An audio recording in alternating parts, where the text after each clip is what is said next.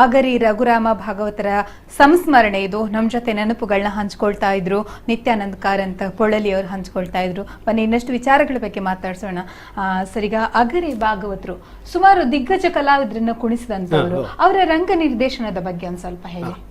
ಅವರ ಅಂದರೆ ಅಗರಿ ರಘುರಾಮ್ ಭಾಗವತರ ಕೈ ಕೆಳಗೆ ಅಂದರೆ ಅವರ ಪದ್ಯಕ್ಕೆ ಹಾಡಿಗೆ ಶ್ರೇಣಿ ಅಂತ ದಿಗ್ಗಜರು, ತೆಕ್ಕಟ್ಟೆ ಆನಂದ ಮಾಸ್ಟರ್, ದೊಡ್ಡ ಸಾಮ್ಗರು, ಕುಂಬ್ಳೆ ಸುಂದರ್ ರಾವ್, ಕೋಳಿಯೂರು ರಾಮಚಂದ್ರ, ಮತ್ತೆ ಇನ್ನು ಹೀಗೆ ದೊಡ್ಡ ದೊಡ್ಡ ಕಲಾವಿದರೆಲ್ಲ ಇವರು ಕುಣಿಸಿದ್ದಾರೆ. ಇವರ ನಿರ್ದೇಶನದ ಬಗ್ಗೆ ಅವರಿಗೆಲ್ಲ ಬಹಳ ತೃಪ್ತಿ ಇತ್ತು. ಒಂದು ಸಲ ಶ್ರೇಣಿಯವರು ನಿವೃತ್ತರಾಗಿದ್ದಾರೆ. ಅದು ಬಪ್ಪನಾಡು ಕ್ಷೇತ್ರ ಮಹಾತ್ಮೆ ಆಗ್ಬೇಕು ಅಂತ ಟಿಕೆಟ್ ಇದ್ದ ಆಟ. ಆಗ ಶ್ರೇಣಿಯವರ ಬಪ್ಪ ಬ್ಯಾರಿ ಬಹಳ ಹೆಸರುವಾಸಿ. ಅದಕ್ಕೆ ಅಲ್ಲಿಗೆ ಹೋಗಿ ಆಟ ಮಾಡ್ಲಿಕ್ಕೆ ಹೇಳಿದ್ರು. ಹಾಗಾದ್ರೆ ಬಪ್ಪ ಬ್ಯಾರಿ ಮಾಡುವ ಪದ್ಯಕ್ಕೆ ಯಾರು ಅವರು ಅದೆಲ್ಲ ಆಗ್ಲಿಕ್ಕಿಲ್ಲ, ಅಗರಿ ರಘುರಾಮ್ ಭಾಗವತರನ್ನು ಹೇಳಿ ಪದ್ಯಕ್ಕೆ. ಹಾಗಾದ್ರೆ ಇವರ ಮೇಲೆ ಎಷ್ಟು ಅವರ ವಿಶ್ವಾಸ ಇಟ್ಟಿದ್ದಾರೆ ಅಂತ ಗೊತ್ತಾಗ್ತದೆ. ಮತ್ತೆ ಏನಾಯ್ತು ಅಂದ್ರೆ ಇವರ ನಿರ್ದೇಶನ ಸತಿ ಇವರು ಯಾವುದು ಅವರ ಪ್ರಸಂಗಗಳು, ಕಡುಗಲಿ ಕುಮಾರರಾಮ, ಮತ್ತೆ ಇನ್ನು ರಾಜ ದಶರಥ, ಇಂಥದ್ದೆಲ್ಲ ಪ್ರಸಂಗ, ಹೊಸ ಪ್ರಸಂಗಗಳಿಗೆ ಅವರದ್ದು ಒಂದು ಕೊಡುಗೆ ಬಹಳ ದೊಡ್ಡದು. ಅಗರಿ ರಘುರಾಮ್ ಭಾಗವತರ ಕೊಡುಗೆ ಬಹಳ ದೊಡ್ಡದು. ಅದನ್ನು ಒಂದು ಸೆಟ್ಟಿಂಗ್ ಮಾಡ್ತಾರೆ ಅವರು, ಸಿನಿಮಾದಲ್ಲಿ ಸೆಟ್ಟಿಂಗ್ ಮಾಡೋದಿಲ್ಲ. ಆ ರೀತಿ ಸೆಟ್ಟಿಂಗ್ ಮಾಡಿ ಆ ವೇಷಧಾರಿಗಳನ್ನೆಲ್ಲ ಸಿದ್ಧಪಡಿಸಿ, ನಾನು ಅದು ಕಡುಗಲಿ ಕುಮಾರರಾಮ, ಸತಿ ಶೀಲವತಿ ಎಲ್ಲ ನೋಡಿದ್ದೇನೆ. ನೋಡುವಾಗ ಅದೇನು ಸಮಯ ಆದ್ದೇ ಗೊತ್ತಾಗುದಿಲ್ಲ. ಅಷ್ಟು ಚಂದ ಮಾಡಿ, ನಾನು ಯಾವ ಭಾಗವತರನ್ನು ನೋಡ್ಲಿಲ್ಲ, ಅಷ್ಟು ಚಂದ ಮಾಡಿ ಅದನ್ನು ಸೆಟ್ಟಿಂಗ್ ಮಾಡಿದ್ದಾರೆ. ಅಷ್ಟು ಚಂದ. ಅದು ಆ ರೀತಿ ಡೈರೆಕ್ಷನ್ ಮಾಡೋರು ಪಕ್ಕ ಸಿಕ್ಲಿಕ್ಕಿಲ್ಲ. ರಘುರಾಮ್ ಅದು ಏನಾಯ್ತು ಅಂದ್ರೆ ಅಗರಿ ಭಾಗವತರು ದೊಡ್ಡ ಭಾಗವತರು ಇರುವಾಗ ಅವರ ನಿರ್ದೇಶನ, ಅವರ ಇದೇ ಒಂದು ಪ್ರಚಾರದಲ್ಲಿ ಇತ್ತು. ಹಾಗಾಗಿ ಇವರ ನಿರ್ದೇಶನದ ವಿಷಯ ಹೆಚ್ಚು ಪ್ರಚಾರಕ್ಕೆ ಬರಲಿಲ್ಲ. ದೊಡ್ಡ ಡೈರೆಕ್ಟರು, ದೊಡ್ಡ ನಿರ್ದೇಶಕ, ಆ ರೀತಿ ಒಂದು ಅವರ ಪ್ರಸಂಗವನ್ನು ಕೊಂಡು ಹೋಗುವ ಕ್ರಮ. ಅವರು ಹೇಳ್ತಿದ್ರು, ಪ್ರೇಕ್ಷಕರಿಗೆ ಸಾಕು ಸಾಕು ಅಂತ ಆಗ್ಬಾರ್ದು, ಇನ್ನೂ ಬೇಕು ಬೇಕು ಅಂತ ಆಗ್ಬೇಕು. ಹಾಗೆ ಅವರು ಈ ಶೃಂಗಾರ ರಸ ಮತ್ತು ಹಾಸ್ಯ ರಸವನ್ನು ಎಷ್ಟು ಹೊತ್ತು ನಿಲ್ಲಿಸಬಹುದು ರಂಗದಲ್ಲಿ, ಬೇರೆ ಅಷ್ಟು ಹೊತ್ತು ನಿಂತ್ರೆ ಜನಕ್ಕೆ ಬೇಡ ಅಂತ ಆಗ್ತದೆ. ಆದ ಕಾರಣ ಅದಕ್ಕೆ ಬೇಕಾದ ಹಾಗೆ ಯಾವುದು ಜನ ಒಪ್ಪುತ್ತಾರೆ ಅದನ್ನು ಸ್ವಲ್ಪ ಹೆಚ್ಚು, ಒಪ್ಪದ್ದನ್ನು ರಂಗ ನಿರ್ದೇಶನ ತುಂಬಾ ಚೆನ್ನಾಗಿತ್ತು ಅಂತ ಹೇಳಿ ಇದ್ರ ಬಗ್ಗೆ ಕೇಳ್ತೀನಿ. ಅದ್ರೊಬ್ರು ಕಾಲರ್ ಇದ್ದಾರೆ. ಹಲೋ, ನಮಸ್ತೆ. ನಮಸ್ತೆ. ಇದು ಕೃಷ್ಣ ಪ್ರಕಾಶ್ ಹೊಡಿತಾಯ ಅವ್ರು ಅನ್ಕೊಳ್ತೇನೆ ನಾನು. ಕೃಷ್ಣ ಪ್ರಕಾಶ್ ಹೊಡಿತಾಯ. ಓಕೆ ಸರ್, ನಮಸ್ತೆ. ನಾವಿವತ್ತು ಅದೇ ಅಗರಿ ಸಂಸ್ಮರಣೆ ಕಾರ್ಯಕ್ರಮ ಮಾಡ್ತಾ ಇದ್ದೀವಿ. ಅವರ ನೆನಪುಗಳನ್ನ ಹಂಚ್ಕೊಳ್ಳೋದಾದ್ರೆ ಅವರ ಭಾಗವತಿಕೆಯ ವಿಶೇಷತೆ ಇರ್ಬೋದು, ಅವರ ರಂಗ ನಿರ್ದೇಶನ ಇರ್ಬೋದು, ಅಥವಾ ಭಾಗವತಿಕೆಯ ಶೈಲಿ, ಅಗರಿ ಶೈಲಿ ಅನ್ನುವಂಥದ್ದು, ಇದನ್ನ ತಾವು ಯಾವ ರೀತಿ ನೆನೆಸ್ಕೊಳ್ತೀರಿ, ಏನ್ ಹೇಳಲಿಕ್ಕೆ ಇಷ್ಟಪಡ್ತೀರಿ? ಅಗರಿ ಶೈಲಿ ಅಂತ ಹೇಳುದು ಯಕ್ಷಗಾನದ ಭಾಗವತಿಕೆಯಲ್ಲಿ ಎರಡು ಪ್ರಮುಖವಾದ ಶೈಲಿಗಳು ಇದಾವೆ. ಅಂದ್ರೆ ನಮ್ಮ ಕೂಡ್ಲೂರು ಸುಬ್ರಾಯ ಶಾನುಭಾಗ್ ಅಂತೇಳಿ ತುಂಬಾ ಹಿರಿಯ ಯಕ್ಷಗಾನ ಅವರು ಸಂಘಟಕರಾಗಿದ್ರು, ಮೇಳ ನಡೆಸಿದವರಾಗಿದ್ರು. ಅವರ ಶಿಷ್ಯರಲ್ಲಿ ಇಬ್ರು, ಒಂದು ಹಿರಿಯ ಬಲಿಪನಾರಾಯಣ ಭಾಗವತರು, ಅಂದ್ರೆ ಈಗಿನ ಬಲಿಪನಾರಾಯಣ ಭಾಗವತರಿದ್ದಾರೆ, ಅವರ ಅಜ್ಜ ಅವರು, ಮತ್ತೆ ಇನ್ನೊಬ್ರು ಈಗ ಪುತ್ತಿಗೆ ರಘುರಾಮ್ ಹೊಳ್ಳೂರಿ ಅಂತ ಭಾಗವತರಿದ್ದಾರಲ್ಲ, ಪ್ರಸಿದ್ಧ ಭಾಗವತರು, ಅವರ ತಂದೆ ರಾಮಕೃಷ್ಣ ಜೋಯಿಸರು ಅಂತ, ಅವರ ಶಿಷ್ಯರು ಸುಬ್ರಾಯ ಶಾನುಭಾಗರು. ಈ ಪುತ್ತಿಗೆ ಜೋಯಿಸ ಭಾಗವತರು, ಅವರ ಶಿಷ್ಯ ಅಗರಿ ಶ್ರೀನಿವಾಸ ಭಾಗವತರು ಅಂತ. ಅಗರಿ ಶ್ರೀನಿವಾಸ ಭಾಗವತರು ಮನಸಾರೆ ಪುತ್ತಿಗೆ ಜೋಯಿಸರನ್ನು ಶಿಷ್ಯ ಅಂತ ತಕೊಂಡವರು, ಸ್ವೀಕರಿಸಿದವರು, ಅವರ ಗುರುಗಳನ್ನು ಒಪ್ಪಿಕೊಂಡವರು. ಅವರ ಮಗ ಅಗರಿ ರಘುರಾಮ್ ಭಾಗವತರು. ಅಗರಿ ಶ್ರೀನಿವಾಸ ಭಾಗವತರಿಂದ ಅಗರಿ ಶೈಲಿ ಬೆಳೆಯಿತು. ಇದೊಂದು ಈ ಅಗರಿ ಶೈಲಿಯ ಮುಖ್ಯವಾದಂತಹ ಒಂದು ಅಂಶ ಏನಂದ್ರೆ, ಅದು ಬಲಿಪ ಶೈಲಿ ಅಥವಾ ಹಿರಿಯ ಬಲಿಪನಾರಾಯಣ ಭಾಗವತರು ಹಾಕಿಕೊಟ್ಟ ಒಂದು ಪರಂಪರೆಯಿಂದ ತೀರಾ ಸ್ವಲ್ಪ ಭಿನ್ನವಾದಂತಹ ಒಂದು ಹಾಡಿಕೆಯ ಕ್ರಮ, ವಿನಿಕೆಯ ಕ್ರಮ. ಅದು ಅವರು ಅಗರಿ ಶ್ರೀನಿವಾಸ ಭಾಗವತರು ರಂಗಗೀತೆಗಳ ಪ್ರಭಾವದಿಂದ ಬಂದವರು. ಅಂದ್ರೆ ನಾಟಕಗಳಲ್ಲೆಲ್ಲ ಅವರು ಹಾಡ್ತಾ ಇದ್ರು, ಅಭಿನಯಿಸ್ತಾ ಇದ್ರು. ಆ ಒಂದು ಪ್ರಭಾವದಿಂದ ಆ ರಂಗಭೂಮಿಗೆ, ಇದು ನಾಟಕ ರಂಗವನ್ನು ಬಿಟ್ಟು ಯಕ್ಷಗಾನಕ್ಕೆ ಈ ಒಂದು ಹಿನ್ನೆಲೆಯಲ್ಲಿ, ಅಂದ್ರೆ ನಾಟಕ ಗೀತೆಗಳ ಹಿನ್ನೆಲೆಯಲ್ಲಿ ಅವರು ಇಲ್ಲಿಗೆ ಹಾಡ್ಲಿಕ್ಕೆ ಸ್ಟಾರ್ಟ್ ಮಾಡಿದ್ರು, ಶುರು ಮಾಡಿದ್ರು. ಮತ್ತೆ ಅದೇ ಒಂದು ಜನಮಾನಸಕ್ಕೆ ತುಂಬಾ ಹತ್ತಿರ ಆಗಿ ಅಗರಿ ಶೈಲಿಯ ಒಂದು ಪ್ರತಿಷ್ಠಾಪನೆ ನಮ್ಮ ಇದರಲ್ಲಿ ಆಯ್ತು. ಅಗರಿ ರಘುರಾಮ್ ಭಾಗವತರು ಅಗರಿ ಶ್ರೀನಿವಾಸ್ ಭಾಗವತರ ಗರಡಿಯಲ್ಲೇ ಪಳಗಿದವರು. ಅತ್ಯಂತ ಸಣ್ಣ ವಯಸ್ಸಿನಲ್ಲೇ ಅವರು ಯಕ್ಷಗಾನದ ಭಾಗವತಿಕೆಯ ಕಡೆಗೆ ಒಲವನ್ನು ತೋರ್ಪಡಿಸಿದವರು. ಮತ್ತೆ ಅವರ ಗರಡಿಯಲ್ಲೇ ಅತ್ಯಂತ ಶ್ರದ್ಧೆಯಿಂದ ಶಿಸ್ತುಬದ್ಧವಾಗಿ ಕಲಿತವರು. ಅಗರಿ ರಘುರಾಮ್ ಭಾಗವತರ ಭಾಗವತಿಕೆಯಲ್ಲಿರುವ ಒಂದು ಎಂತ ಇಂಪ್ರಿಂಟ್ ಅಥವಾ ಛಾಪ್ ಎಂತ ಅಂದ್ರೆ, ಅವರು ಯಾವತ್ತೂ ಕೂಡ ಯಕ್ಷಗಾನ ಭಾಗವತಿಗೆಯನ್ನು ಒಂದು ರಂಗಗೀತೆ, ಅದು ಒಂದು ಥಿಯೇಟ್ರಿಕಲ್ ಸಾಂಗ್ ಅಥವಾ ಒಂದು ರಂಗಕ್ಕೆ ಒಪ್ಪುವ ಗೀತೆ, ಅದು ಸಭಾಗಾನ ಪದ್ಧತಿ ಅಲ್ಲ, ಶಾಸ್ತ್ರೀಯ ಸಂಗೀತ ಅಲ್ಲ, ಅಂದ್ರೆ ಅದೇ ಇಂಡಿವಿಜುವಲ್ ಆಗಿ ಮೆರೆಯುವ ಒಂದು ಎಂತ ಹಾಡಿನ ಕ್ರಮ ಅಲ್ಲ, ಅದೊಂದು ರಂಗಗೀತೆ. ಅಂದ್ರೆ ಅಲ್ಲಿ ನಾಟ್ಯ ಇದು ಮಾಡುವವರು ಇರ್ತಾರೆ, ನಟನೆ ಮಾಡುವವರು ಇರ್ತಾರೆ, ಒಂದು ಕಥೆ ಇರ್ತದೆ, ಒಂದು ಚೌಕಟ್ಟು ಇರ್ತದೆ, ಒಂದು ಪ್ರಮೇಯ ಇರ್ತದೆ, ಒಂದು ವ್ಯಾಕರಣ ಇರ್ತದೆ ಆ ಕಲೆಯಲ್ಲಿ. ಅದನ್ನು ಸ್ವತಃ ಹೃದಯದಲ್ಲಿ ಹೃದಯಸ್ಥವಾಗಿ ಮಾಡಿಕೊಂಡು ಆ ಪದ್ಯವನ್ನು ಹಾಡ್ತಾ ಇದ್ದ ಒಂದು ಶಿಸ್ತುಬದ್ಧ ಗಾಯಕ. ಭಾರತದ ಶ್ರೇಷ್ಠ ಗಾಯಕರಲ್ಲಿ ಇವರನ್ನು ಒಂದು ಹೆಸರಿಸಬಹುದು. ಬಲಿಪನಾರಾಯಣ ಭಾಗವತರು, ಅಗರಿ ಶ್ರೀನಿವಾಸ ಭಾಗವತರು, ಅಗರಿ ರಘುರಾಮ್ ಭಾಗವತರು. ಅವರಿಗೆ ಇವತ್ತು ಕೂಡ ಈಚೆಗೆ ನಾವೊಂದು ಅವರ ಬಗ್ಗೆ ಡಾಕ್ಯುಮೆಂಟ್ಸ್ ಮಾಡಿದ್ದೆವು. ಅವರ ಕೆಲವು ಪ್ರಸಂಗಗಳ ಪದ್ಯಗಳನ್ನು ದಾಖಲೀಕರಣ ಮಾಡಿದ್ದೆವು. ಅದನ್ನು ಸಾಧಾರಣ ಒಂದು 20-25-30 ಗಂಟೆಗಳಷ್ಟು ಕಾಲದ ಪದ್ಯಗಳನ್ನು ದಾಖಲೆ ಮಾಡಿದ್ದೆವು ಒಂದು 6 ತಿಂಗಳ ಹಿಂದೆ. ಅದರಲ್ಲಿ ಅವರು ದೇವಿ ಮಹಾತ್ಮೆಯ ಎಲ್ಲಾ ಪದ್ಯಗಳನ್ನು ಕೂಡ ಅಗರಿ ಶೈಲಿಯಲ್ಲೇ, ಅಂದ್ರೆ ಅವರೇ ಹಾಡಿದ್ದದು, ಬೇರೆ ಶೈಲಿ ಸಾಧ್ಯವೇ ಇಲ್ಲ. ಆ ದೇವಿ ಮಹಾತ್ಮೆಯ ಎಲ್ಲಾ ಪದ್ಯಗಳನ್ನು ಅವರು ಹಾಡಿದ್ದಾರೆ. ಮತ್ತೆ ಅವ್ರಿಗೆ ಇಷ್ಟವಾದ ಕೆಲವು ಪ್ರಸಂಗಗಳ ಪದ್ಯಗಳು, ವಿಶ್ವಾಮಿತ್ರ ಮೇನಕ್ಕೆ, ಪಾರಿಜಾತ, ಮತ್ತೆ ಚಂದ್ರಾವಳಿ ವಿಲಾಸ, ಇದರದೆಲ್ಲ ಪದ್ಯಗಳನ್ನು ಹಾಡಿದ್ದಾರೆ. ಇವಿಷ್ಟು ಅದ್ರಲ್ಲೂ ದೇವಿ ಮಹಾತ್ಮ ಪದ್ಯಗಳು ಯಾವುದೇ ಪುಸ್ತಕದ ಸಹಾಯ ಇಲ್ಲದೆ ಬೈ ಹಾರ್ಡ್, ಅವರ 84ನೇ ವಯಸ್ಸಿನಲ್ಲಿಯೂ ಕೂಡ ಅಷ್ಟು ಚೆನ್ನಾಗಿ, ಅಷ್ಟು ಶ್ರುತಿಬದ್ಧವಾಗಿ, ಲಯಬದ್ಧವಾಗಿ, ಯಾವ್ದು ಅಂದ್ರೆ ಬೇಸಿಕ್ಸ್ ಅಷ್ಟು ಗಟ್ಟಿ. ಅವರ ಪ್ರಾಯ ಆದ್ರೂ ಕೂಡ ಆ ಬೇಸಿಕ್ಸ್ ಏನಿದೆ, ಕಲ್ತ ಬೇಸಿಕ್ಸ್ ಏನಿದೆ, ಅದು ಆಚೀಚೆ ಅಲ್ಲಾಡ್ಲ ಅಖಂಡವಾಗಿ ಅತ್ಯಂತ ಶುದ್ಧವಾಗಿ ತುಂಬಾ ಚೆನ್ನಾಗಿ ಅದನ್ನು ಪ್ರಸ್ತುತಪಡಿಸಿದ್ದಾರೆ. ಮತ್ತೆ ಇವರಿಗೆ ಒಂದು ವಿಷನ್ ಇತ್ತು, ಒಂದು ಪಾತ್ರ ಹೇಗಿರ್ಬೇಕು. ಈಗ ಇದು ಚಿತ್ರಾಂಗದ ಪಾತ್ರ ಇರ್ತದೆ ಬಬ್ರುವಾಹನ ಕಾಳಗದಲ್ಲಿ. ಅವಳು ಮಧ್ಯ ವಯಸ್ಸನ್ನು ದಾಟಿದ ಅದು ಮಹಿಳೆ, ಅವಳಿಗೆ ಬೆಳೆದು ಬಂದ ಪ್ರಾಯಕ್ಕೆ ಬಂದಂತ ಮಗ ಇರ್ತಾನೆ, ಅವರು ರಾಜಕುಮಾರ ಆಗಿರ್ತಾನೆ.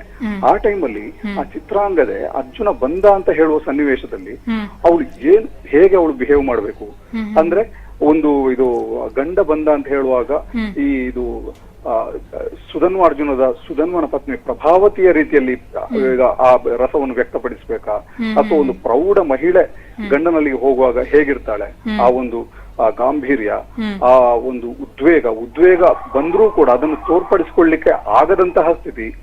ಇದು ಮಗನಿಗೆ ಅಪ್ಪ ಯಾರು ಅಂತ ಗೊತ್ತಿರುವುದಿಲ್ಲ, ಅಪ್ಪ ಬಂದಿದ್ದಾನೆ, ಇವನೇ ಅರ್ಜುನನಿನ ಅಪ್ಪ ಅಂತ ಹೇಳುವಾಗ ಯಾವ ಒಂದು ಭಾವ ಮಡುಗಟ್ಟಿ ಇರಬೇಕಾ ಅಂತದನ್ನು ತುಂಬಾ ಪ್ರೌಢವಾಗಿ ಅವಳು ಅಭಿನಯಿಸಬೇಕು ಅಂತ ಹೇಳುವ ಒಂದು ಸಂಸ್ಕಾರ ಅಗರಿ ರಘುರಾಮ್ ಭಾಗವತರಲ್ಲಿತ್ತು. ಆ ಒಂದು ಸಂಸ್ಕಾರ ಬರುವ ಹಾಗೆ ಅವರು ಪದ್ಯ ಹೇಳ್ತಾ ಇದ್ರು. ಅಂದ್ರೆ ಒಂದು ವಿಷನ್ ಇತ್ತು, ಒಂದು ಪಾತ್ರ ಹೇಗಿರ್ಬೇಕು ಅಂತ ಹೇಳುವ ವಿಷನ್ ಇತ್ತು. ಮತ್ತೆ ಅತಿಯಾದ ಆಲಾಪ ಇಲ್ಲ, ಅದು ತಾಳಕ್ಕೆ ಸಾಹಿತ್ಯಕ್ಕೆ ಅನುಗುಣವಾಗಿ ಛಂದಸ್ಸಿಗೆ ಯಾವುದೇ ಲೋಪವಿಲ್ಲದಂತಹ ಅತ್ಯಂತ ತಾಳ ಬೇರೆ ಅಲ್ಲ, ಅವರ ಹಾಡು ಬೇರೆ ಅಲ್ಲ, ಅಷ್ಟು ಚೆನ್ನಾಗಿತ್ತು. ಇವರೊಂದು ಈಗಿನ ಒಂದು ಪ್ರಮುಖ ಭಾಗವತರುಗಳಲ್ಲಿ ಇವರೊಬ್ಬರು. ಓಕೆ, ಈಗ ನಾನು ಕೇಳ್ಬೇಕಂತ ಹೇಳಿದ್ರೆ, ಈಗ ಅಗರಿ ಶೈಲಿಯನ್ನ ಉಳಿಸುವಂತಹ ಪ್ರಯತ್ನಗಳು ಈಗಿನ ಯುವ ಭಾಗವತರಲ್ಲಿ ನಡೀತಿದ್ಯಾ, ಹೇಗೆ ನಡೀತಾ ಇದೆ? ನಡೀತಾ ಇದೆ. ಹೇಗೆ ನಡೀತಾ ಇದೆ ಅಂದ್ರೆ, ಒಂದಂಶ ಮಾತ್ರ ನಡೀತಾ ಇದೆ. ಅವ್ರದ್ದು ಈಗ ಭೀಮ್ ಪಲಾಸ್ ರಾಗ ಇದೆ. ಇದು ಭೀಮ್ ಪಲಾಸ್ ರಾಗವನ್ನೇ ಎಲ್ಲರೂ ಬಳಸ್ತಾ ಇದ್ದಾರೆ ಈಗಿನ ಭಾಗವತರುಗಳು, ಅಗರಿ ಶೈಲಿ ಅಂತ ಹೇಳಿ. ಅದು ಬಿಟ್ಟು ನನ್ನ ಒಂದು ಕಳಕಳಿಯ ವಿನಂತಿ ಏನಂದ್ರೆ, ಭೀಮ್ ಪಲಾಸ್ ಮಾತ್ರ ಅಲ್ಲ, ಅವರು ಸಿಂಧು ಭೈರವಿ, ಅವರದ್ದು ಹಿಂದೋಳವನ್ನು ಕೆಲವರೆಲ್ಲ ಇದು ಖಂಡಿತ ಬಳಸ್ತಾ ಇದ್ದಾರೆ. ಅಂದ್ರೆ ಮಧ್ಯಾಹ್ನ ಗಣಪತಿ ಭಟ್ರು, ಅವರ ಶಿಷ್ಯ ಇದು ಕನ್ನಡಿಕಟ್ಟೆ, ರವಿಚಂದ್ರ ಕನ್ನಡಿಕಟ್ಟೆ ಅವರೆಲ್ಲ ಕೆಲವು ರಾಗಗಳನ್ನು ಬಳಸ್ತಾರೆ. ಅದು ಸಾಕಾಗುದಿಲ್ಲ. ಇನ್ನೂ ಕೂಡ ಕೆಲವು 20-25 ರಾಗಗಳದ್ದು ಡಾಕ್ಯುಮೆಂಟೇಶನ್ ಇದೆ ನಮ್ಮಲ್ಲಿ.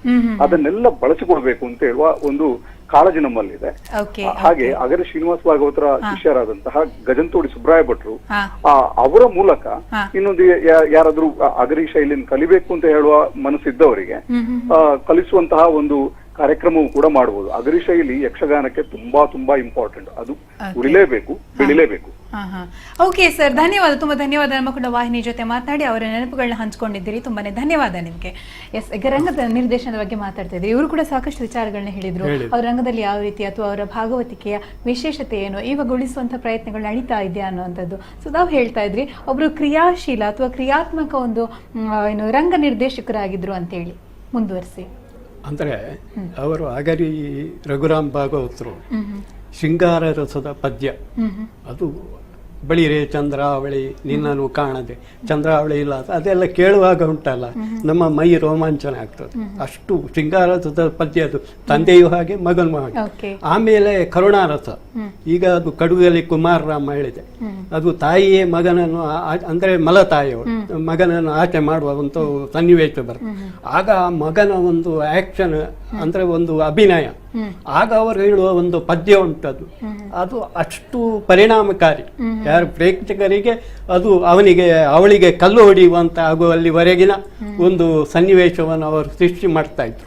ಇದೆಲ್ಲ ನಾನು ಕೇಳಿದ ವಿಷಯ ಅವರ ಪದ್ಯ. ಈಗ ನಾವು ಮೊನ್ನೆ ಅವರಿಗೆ 88 ವರ್ಷ ಆಗಿತ್ತು ಅವರು ಮೃತಪಟ್ಟಾಗ ಅಂತ ಅಲ್ವಾ? ಸೊ ಅವ್ರೀಗ ಕೊನೆ ಬಾರಿ ಭಾಗವತಿಗೆ ಹಾಡಿದ್ದು ಯಾವಾಗ ನಿಲ್ಲಿಸಿದ್ರು ಅವರ ಭಾಗವತಿಕೆಯನ್ನು? ಅವರು 84 ವರ್ಷ ಆಯ್ತು ಅವರು. ಅಲ್ಲಿವರೆಗೂ ಹಾಡ್ತಾ ಇದ್ರು ಅವರು? ಹಾಡ್ತಾ ಇತ್ತು. ಸಾಧಾರಣ ಒಂದು 6 ತಿಂಗಳ ಹಿಂದೆ ನಾನು ಪದ್ಯ ಅವರದ್ದು ಕೇಳಿದ್ದೇನೆ. ಅದಂದ್ರೆ ನಮ್ಮದು ಅಲ್ಲಿ ಅಗರಿ ಸಂಸ್ಮರಣ ಸಮಿತಿ ಅಂತ ಮಾಡಿದ್ದೇವೆ. ಅಗರಿ ಶ್ರೀನಿವಾಸ ಭಾಗವತ ಸಂಸ್ಮರಣ ವೇದಿಕೆ ಅಂತ.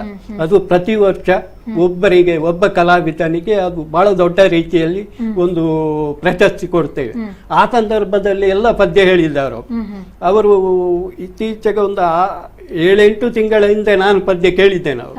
ಅದು ಆ ಸಮಯದ ಪದ್ಯದ ರೀತಿ ಇಲ್ಲದಿದ್ರು ಬಹಳ ಚಂದ. ಅದು ನಮ್ಗೆ ಆ ದಾಟಿಯ ಅಷ್ಟು ಖುಷಿ ನಮ್ಗೆ.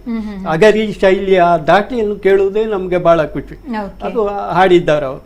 ಏನಾದ್ರೂ 82 ವರ್ಷದಲ್ಲಿ ಹಾಡಿದ್ದು ಕೇಳಿದ್ದೇನೆ ನಾನು. ಈಗ 84 ಆಯ್ತು. 83ರಲ್ಲಿಯೂ ಕೇಳಿರ್ಬೋದು. ಅಷ್ಟು ಅದು ಅವರು ಎಲ್ಲಿ ಅಂದ್ರೆ ತೀರಿ ಹೋಗುವ ಮೊದಲಿನ ದಿವಸ ಅವರು ಮಾರ್ಗದಲ್ಲಿ ಹೋಗ್ತಾ ಇದ್ದಾರೆ. ಅಷ್ಟು ಒಳ್ಳೆ ಆಕ್ಟಿವ್ ಪಾದರಸದ ಹಾಗೆ ಅವರು, ಅಷ್ಟು ಇದು. ಹಾಗೆ ಈ ರಂಗಚಲನೆಯಲ್ಲಿಯೂ ಹಾಗೆ ಅವರು ಸಾಕಷ್ಟು ಕ್ರಿಯಾಶೀಲರಾಗಿದ್ರು. ಆಮೇಲೆ ಏನೋ ಅವರು ತುಂಬಾ ಆಕ್ಟಿವ್ ಆಗಿದ್ರು ಅಂತ ಹೇಳಿದ್ರು, ಪ್ರೊಆಕ್ಟಿವ್ ಆಗಿದ್ರು ಅಂತ ಅಂದ್ಬಿಟ್ಟು.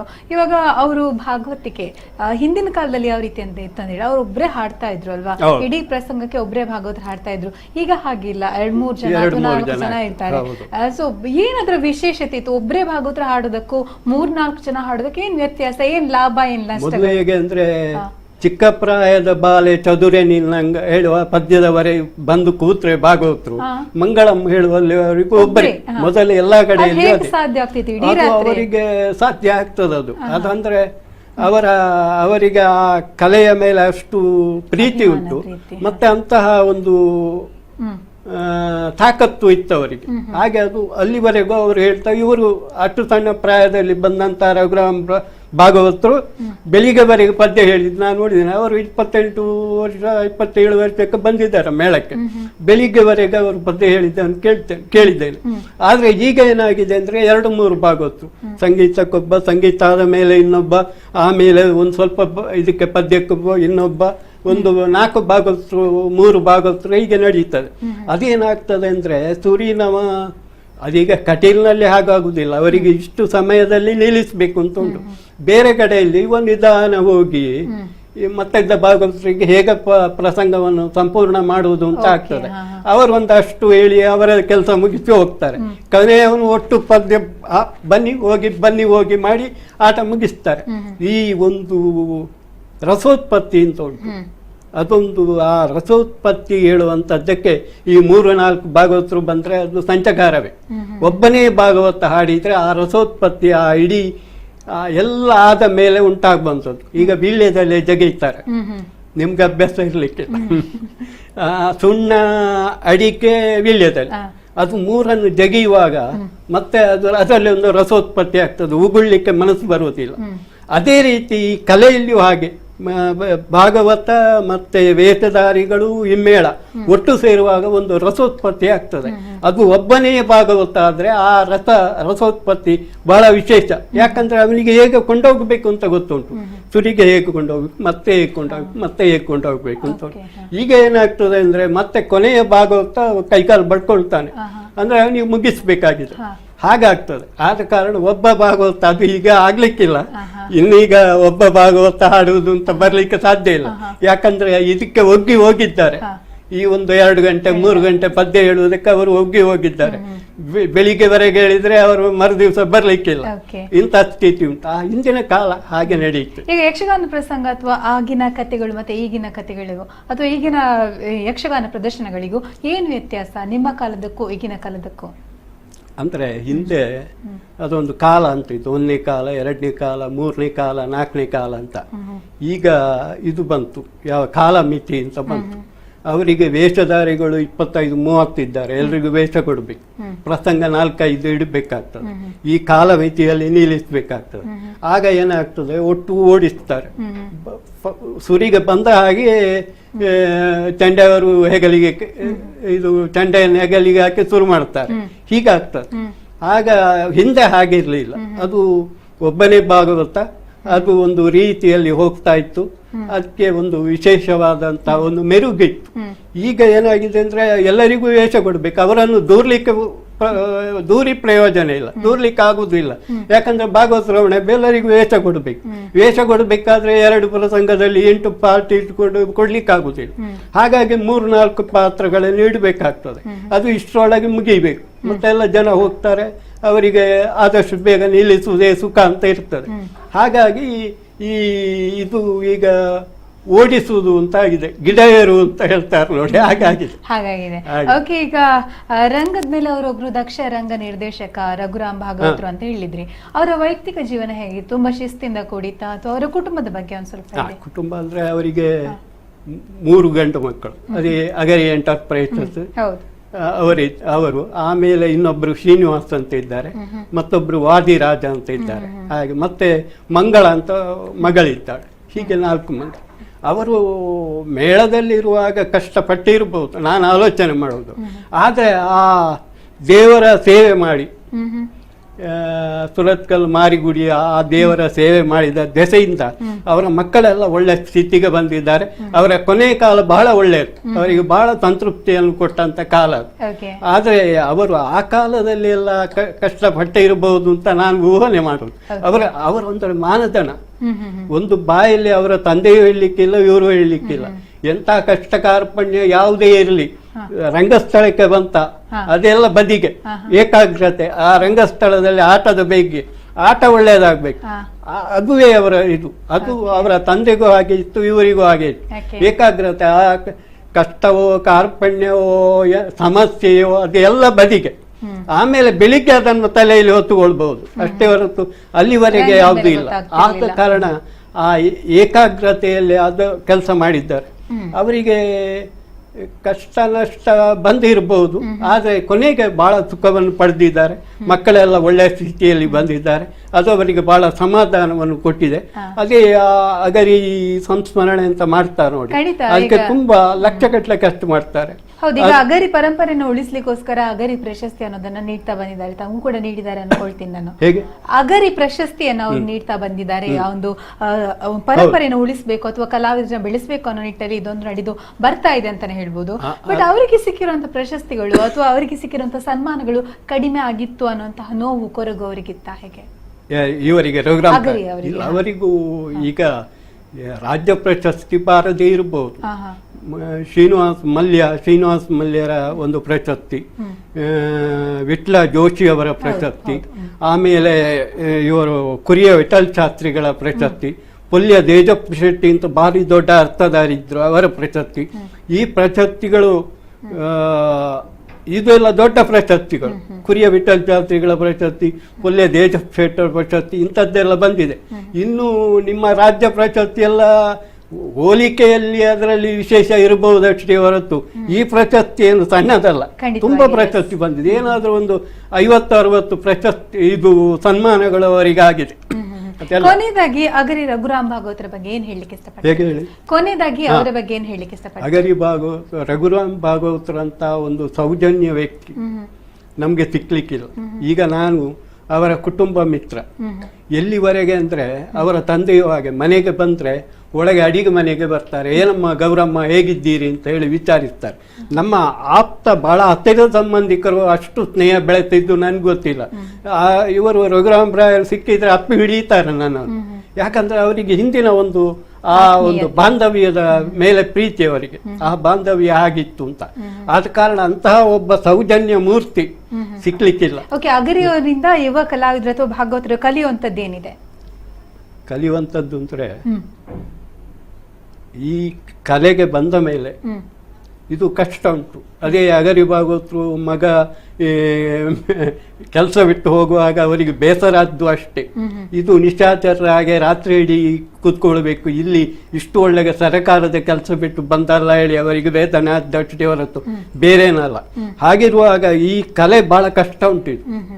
ಇದು ನಿದ್ರೆ ಬಿಡಬೇಕು, ಅದು ಮೊದಲೇನು ಕಷ್ಟ ಅಲ್ಲ, ಮೊದಲಿದು ಭಯಂಕರ ಕಷ್ಟ ಅಲ್ಲ, ಈಗ ಆ ಕಷ್ಟ ಅಲ್ಲ, ಅದನ್ನು ನಿಭಾಯಿಸ್ಬೇಕು. ಈಗ ಕಲಾವಿದರೆಲ್ಲ ಅಗರಿ ರಘುರಾಮ್ ಭಾಗವತರ ನೋಡ್ಬೇಕು, 32 ವರ್ಷ ಒಂದೇ ಮೇಳದಲ್ಲಿ, ಈಗ ಒಂದು 2 ವರ್ಷ ಇದ್ದು ಇನ್ನೊಂದು ಮೇಳ, 4 ವರ್ಷ ಇದ್ದು ಮತ್ತೊಂದು ಮೇಳ.